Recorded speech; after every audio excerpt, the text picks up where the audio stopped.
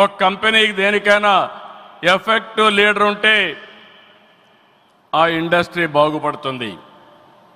Today I'm proudly saying right time right leader for the nation, that is Narendra Modi ji. Very strong leader, balanced leader. ప్రపంచం మొత్తం all over the world people are accepting his leadership. That is the greatness of Narendra Modi ji. All these things, all of us have to understand. Modi ji became Prime Minister in 2014. India was ranked 10th in the world economy.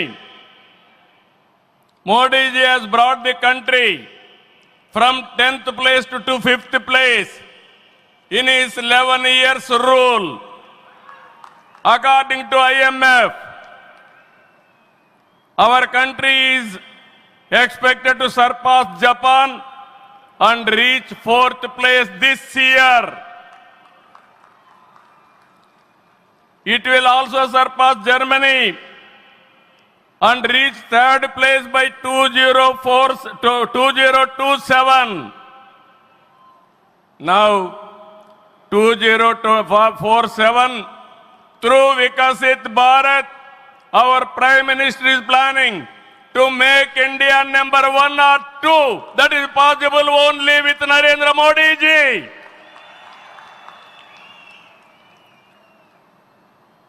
With Modi ji model, welfare, development, empowerment, a new India is emerging. In this last 10 years, people have been empowered and 15 crore people have been brought out of poverty. That is his greatness. One side development, one side eradication of poverty. That is the philosophy, ideology of our Prime Minister.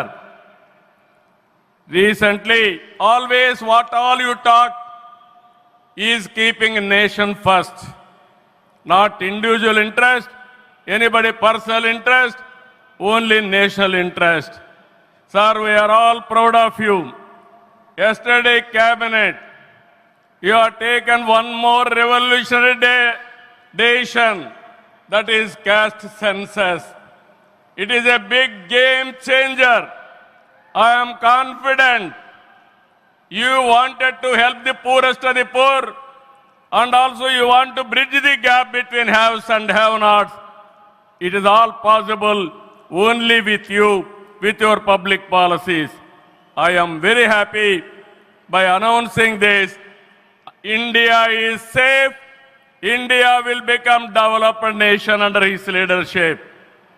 ఈ సందర్భంగా ఇక్కడికి వచ్చినప్పుడు మనందరం గుర్తుపెట్టుకోవాల్సింది 2024 ఎన్నికల్లో మీరందరూ ఓట్లు వేశారు. నరేంద్ర మోడీ గారి పైన ఉండే నమ్మకం, తెలుగుదేశం, జనసేన, నేను, పవన్ కళ్యాణ్ గారు కలిసి పనిచేసి రాష్ట్రం మొత్తం తిరగబడింది. 94% హిట్ రేట్ వచ్చే పరిస్థితి వచ్చింది. ఆర్థిక వ్యవస్థ అగమ్యగోచరం, ఏం చేయాలనో తెలియని పరిస్థితి. నేను 4వ సారి ముఖ్యమంత్రి, కానీ ఎటు చూసినా ఆఘాతమే. అలాంటి సందర్భంలో వెంటిలేటర్ పైన ఆర్థిక వ్యవస్థకి కేంద్రం వ్యక్తిగతంగా నరేంద్ర మోడీ గారు ఆక్సిజన్ ఇచ్చారు. ఇప్పుడిప్పుడే రికవర్ అవుతున్నాం, వెంటిలేటర్ నుంచి బయట వచ్చాం.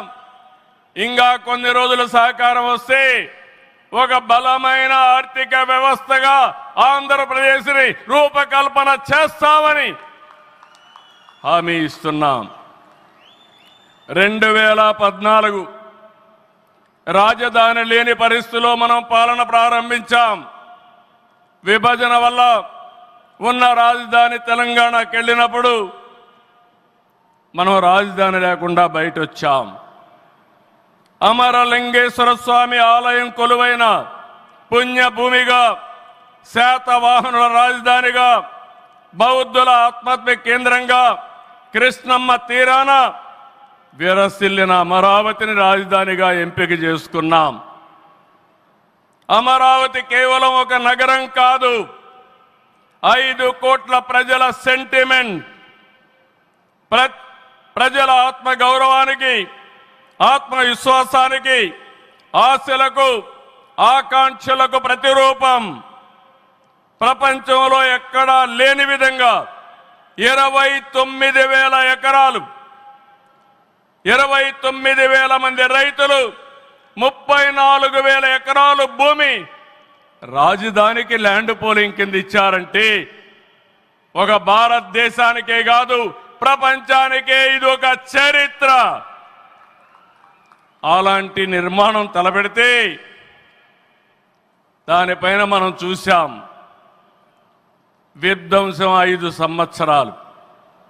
ఇక్కడ రైతులున్నారు, రైతు కూలీలున్నారు, రైతు మహిళలున్నారు, వీరోచితంగా పోరాడారు.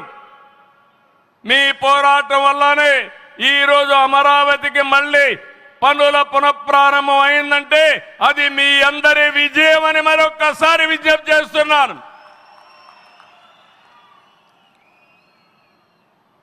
బాధలు పడ్డారు, అవమానాలు పడ్డారు, లాఠీ దెబ్బలు తిన్నారు, జైళ్లకు పోయారు. అయినా కూడా ఎక్కడ కూడా మీరు వెనకాడలేదు. Hands of. ఇలాంటి ఉద్యమాన్ని నా చరిత్రలో ఎప్పుడూ చూడలేదు, మళ్ళీ చూస్తానని కూడా నమ్మకం లేదు. అలాంటి ఉద్యమం చేసిన ఉద్యమకారులందరికీ సెల్యూట్ చేస్తున్నా. 2024 ఎన్నికల్లో ఏకపక్షంగా ఇచ్చిన ప్రజా తీర్పుతో అమరావతికి మళ్లీ ఊపిరి పోసుకుంది. 10 నెలల్లో సవాళ్లను అధిగమించి కేంద్ర